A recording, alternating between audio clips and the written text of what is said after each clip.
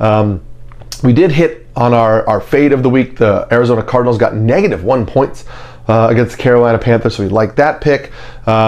Our solid pick, Philadelphia Eagles, lost a huge game and come from behind way, and that was a bummer for them, but they did score 8 points, so that put them inside the top 10, so that's okay for a solid pick. Our stud defense, the Denver Broncos, had a good first half, but really dropped the ball and put up a dud against the Los Angeles Chargers. And then our sleeper pick, the Indianapolis Colts, were up 38-7 and sitting on 15 fantasy points with 5 minutes left in the third quarter, only to totally let their foot off the gas, have the Titans score 23 unanswered points, and they put up just 6 fantasy points, so kind of usable, but just a super letdown performance. So we will hope to get less infuriating picks this week. My sleeper defense for the week is the Dallas Cowboys. Consensus has them 25th, and I have them up at 8th on the week. Now, obviously, a lot of this, actually all of this, has to do with the health of Jalen Hurts. Jalen Hurts suffered a concussion against the Commanders, and so I really don't think that he is going to play this week against the Cowboys. So far, only 3 players who've suffered a concussion on Sunday this year have come back to play on Sunday of the next week. The Eagles don't really need this game. It's for playoff seeding, but they are locked in the playoffs. You know they want Hurts healthy for the playoffs, so I don't think they're going to rush Jalen Hurts back, and so this ranking is reflecting the fact that I think the Eagles are going to be going with Kenny Pickett under center. That's going to lead to a lot of turnovers and some short field positions, and I think a pretty solid game overall for the Dallas defense. Now, obviously, Dallas has had a pretty soft schedule over the last few weeks. However, over the last 6 weeks, they rank 4th in pass rush productivity rate, they rank 8th in the NFL in opponent scoring rate, and they rank 8th in explosive play rate allowed. So those are really good rankings for the defense. I just think that with Kenny Pickett under center, I'm happy to play a Cowboys defense. Divisional game, you know they're going to come out and give it their best shot, and so I think they could sneak into the top 10 here with a decent showing. Before I get to my solid defense of the week, pause this video, comment below, let me know which defense you're playing this week, or ask me any start-sit questions, and I'll get to those as the week goes on. My solid defense of the week is the Seattle Seahawks. Consensus has them at 6th, but they are my top-ranked defense on the week. Over the last 6 weeks, Seattle has averaged 8.3 fantasy points per game. They come into this in a must-win spot against the Bears if the Seahawks really want to stake their claim to a playoff spot. It's week 17. Motivation is such a huge part in how you're going to be ranking teams this week. We don't know which teams are going to come in with a lot of motivation, or which players are going to play through normal bumps and bruises when they have nothing important on the line. We know the Seahawks need this game, and so I really like that we know for sure that we're going to get their best effort against a Bears offense that has given up the 6th most fantasy points to opposing defenses over the last month, and lost their starting left tackle and left guard last Sunday. Again, the Bears don't have anything to play for, so we're not sure they're going to rush those guys back on Sunday. So the Bears down offensive starters on the offensive line against a Seattle defense that over the last 6 weeks ranks 2nd in the NFL in opponent scoring rate and 6th in EPA per play is something that I really like right now. Again, I know that a lot of places have them a little bit lower, and maybe 1st is really high right now, but I think that's just reflecting the fact that I feel pretty confident about the Seahawks putting together a solid showing here, even if they don't finish as the top defense. I think a top 5 scoring day from them is pretty safe for us to assume. My stud defense for the week is the Miami Dolphins. Consensus has them 3rd, and I have them 3rd. Now, the Dolphins defense has not played really great of late. Over the last 6 weeks, they're averaging 5.5 fantasy points per game, which is actually up on their season average, but it's still not a defense you'd think we would be trusting in the fantasy football finals.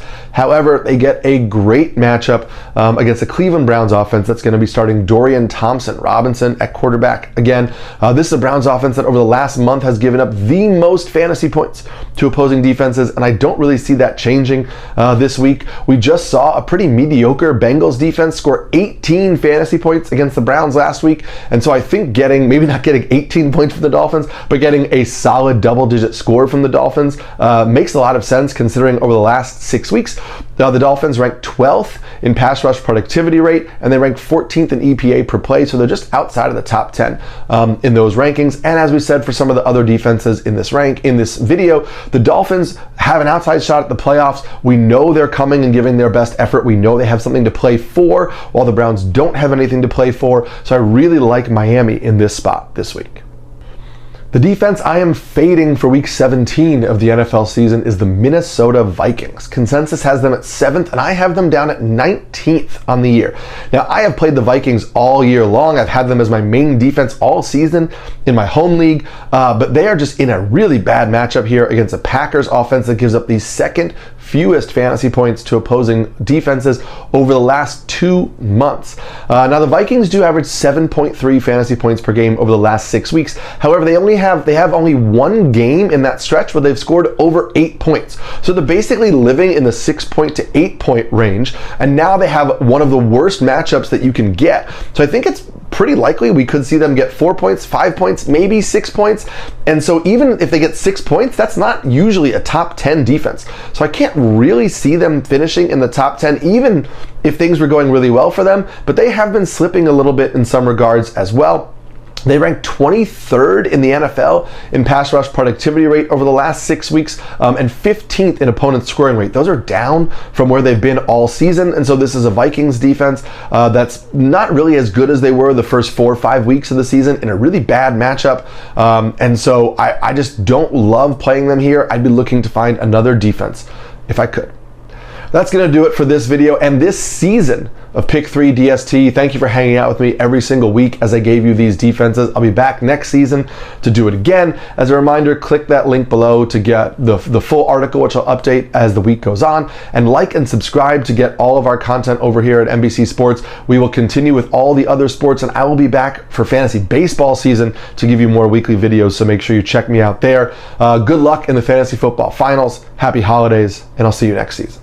Movie camera, what's up? Blue and Silver Nation. Today, we have some breaking news shaking up the Dallas Cowboys locker room that could change the course of our team next season.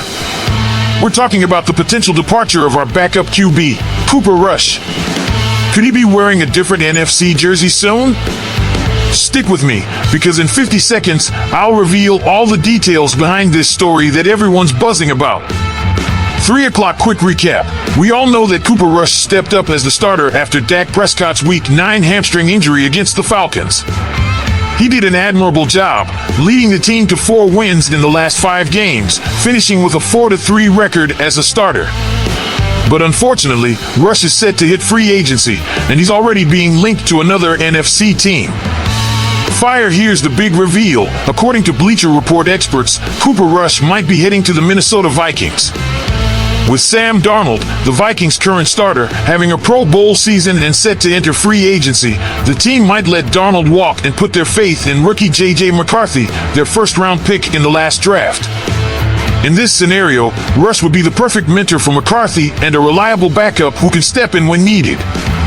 Lightbulb, why does this matter for the Cowboys? Along with Rush, Trey Lance, another backup QB, is also nearing the end of his contract. This means that if both players leave, the Cowboys will be left without a dependable backup for Dak Prescott. It's a tough call for the front office, which must balance the budget and roster depth moving forward. Flex biceps now. What do you think, Cowboys fans?